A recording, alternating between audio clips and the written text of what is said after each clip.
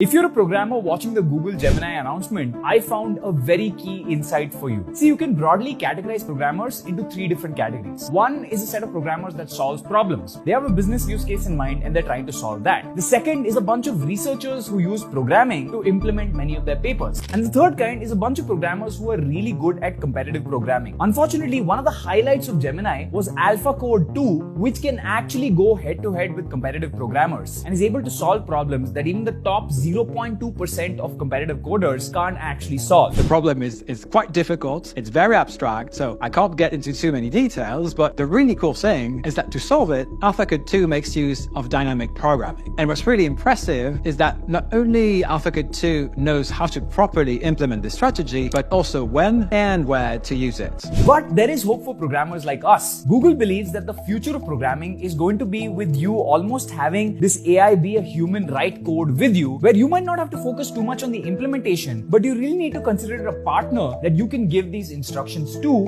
and work with. So there is hope. And there's this saying that somebody in my team keeps saying, which is that coding may die at some point, but engineering will live on forever. What are your thoughts? Tell me in the comments below.